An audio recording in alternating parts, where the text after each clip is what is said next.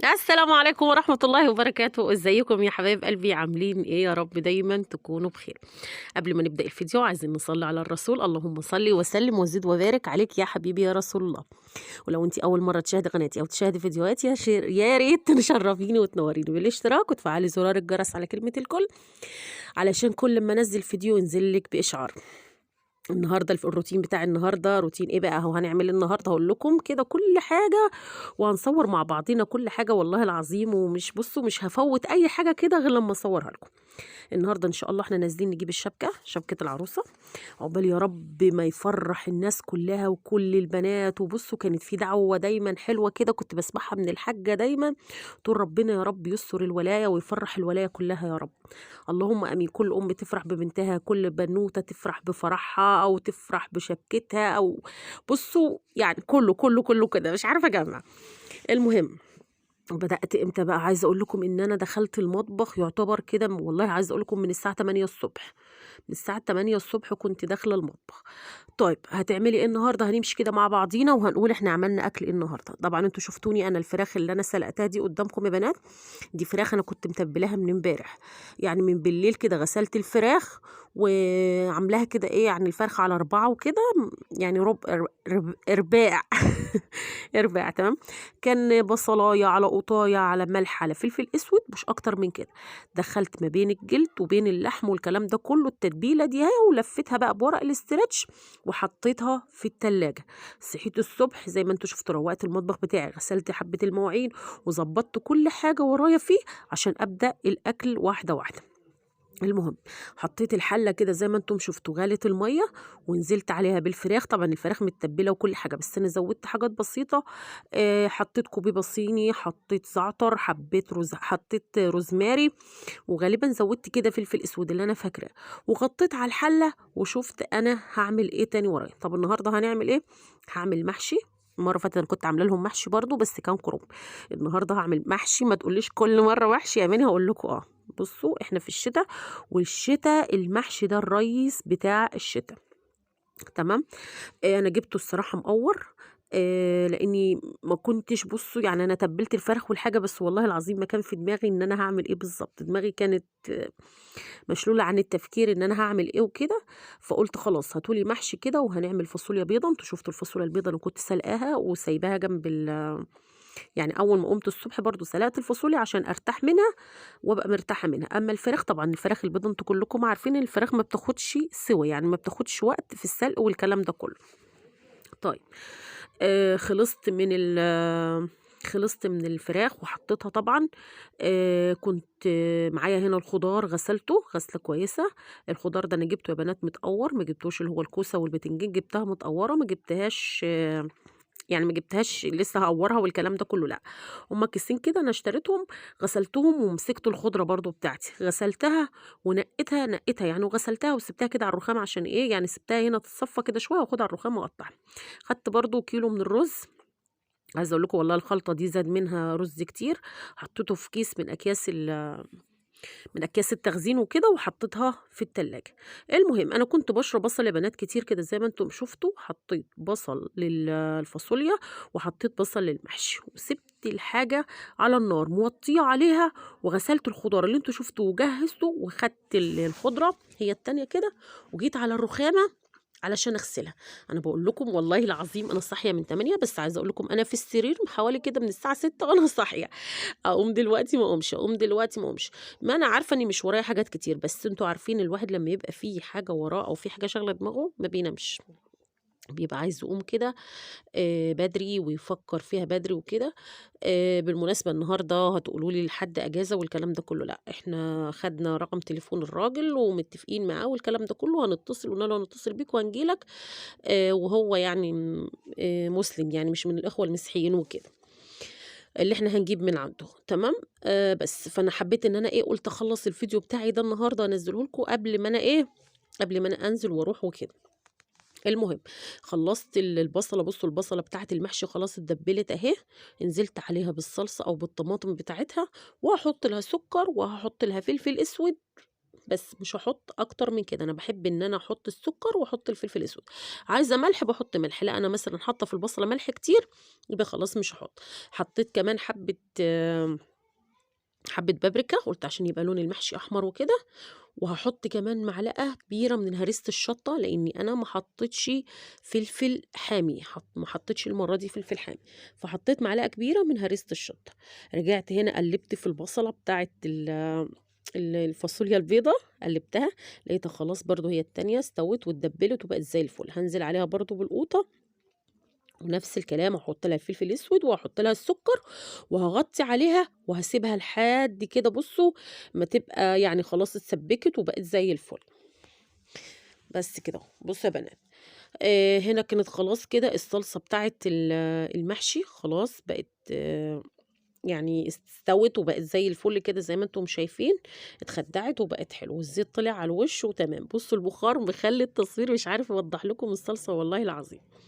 جيت هنا قلّبت برضه شوية في الصلصة بتاعة الفاصوليا البيضا، وهنا أنا ما كنتش فطرت، هنا كان كده حوالي الساعة 13:00 عايزة أقول لكم يمكن كانت حوالي الساعة 13:00 والّا حاجة، ما كنتش لسه فطرت، عارفين خدت إيه، خدت الكبدة بتاعة يعني واحدة من الكبدة بتاعة الفراخ وحطيتها في ساندوتش باقول لكم أهو فطاري، فطاري أهو عشان تبقوا عارفين اللي أنا فيه.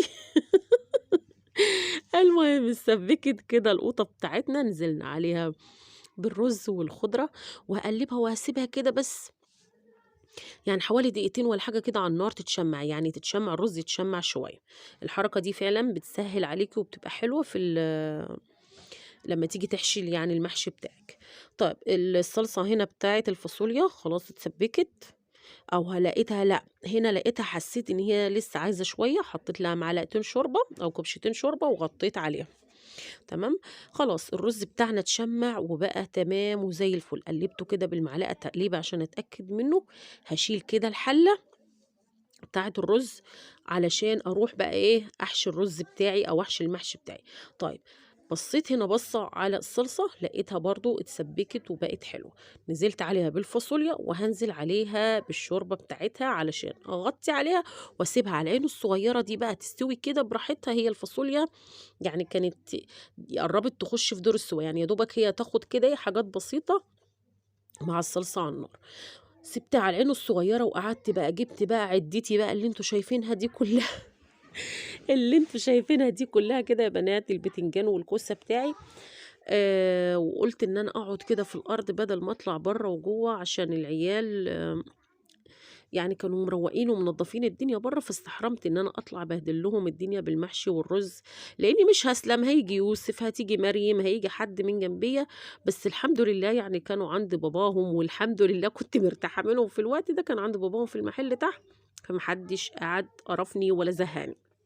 المهم لو أنتم وصلتوا معايا لحد كده ما تنسونيش باللايك يا بنات، اللايك عشان عايزين القناة بتاعتنا تكبر ونكيد الأعادي، عارفين يعني إيه ونكيد الأعادي؟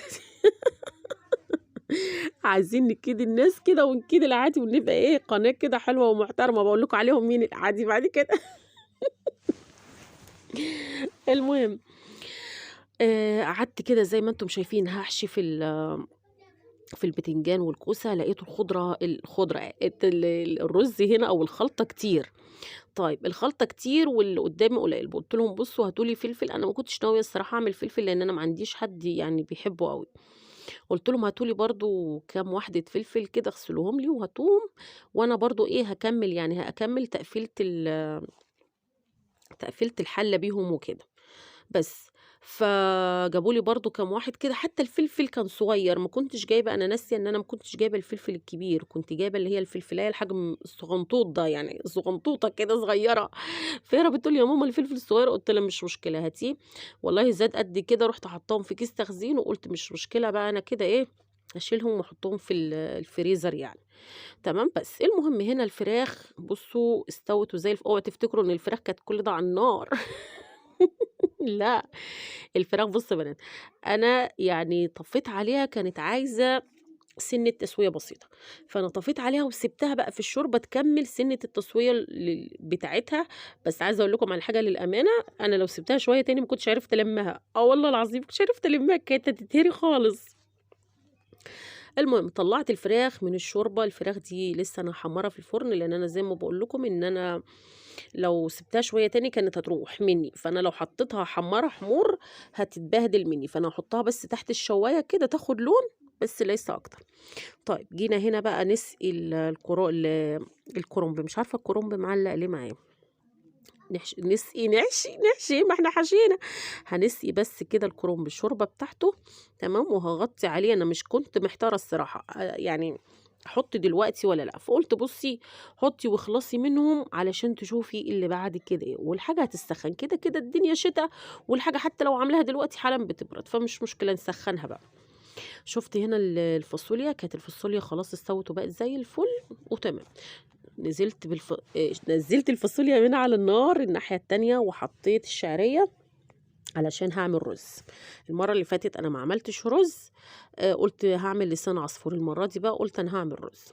حمرت الشعرية عشان تتحمر وتاخد كلها لون واحد، هتنزلي عليها بحبة ملح صغيرين وانتي بتحمري فيها، علشان الملح ده بيوحد اللون بتاع الشعرية يا بنات.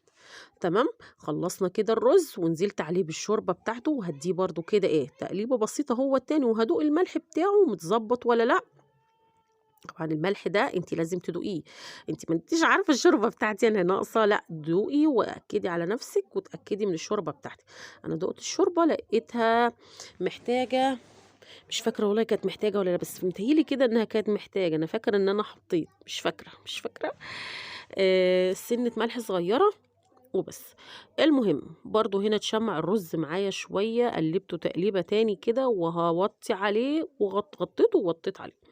هنا بقى كانوا حبة ملوخية ناشفة كده، حبيت اعملهم. الملوخية الخضراء الايام دي مش حلوة خالص خالص خالص، والشتا بطبعها بتحب الملوخية الناشفة، بتبقى حلوة فيها اكتر من الصيف. فاحنا اغلبيه الشتاء هتلاقوا ملوخيه ناشفه كتير، يعني تستغربوش، هتلاقوا ملوخيه ناشفه كتير. تمام، بس برضو خدت غلوة كده وطفيت عليها وهغطي عليها، وتعالوا نشوف كده مع بعض احنا عملنا ايه. بس هنبص كده على المحشي نشوف الدنيا بتاعتنا في المحشي عاملة ازاي. عارفين يا بنات حلة المحشي دي والله العظيم لولا ما خدت بالي ليها كانت هتتحرق مني، كانت هتضيع مني بجد والله، وهتشوفوها دلوقتي. بصوا انا هنا خلاص كده كنت طفيت على الرز، كنت لسه طافيه عليه حالا اهو.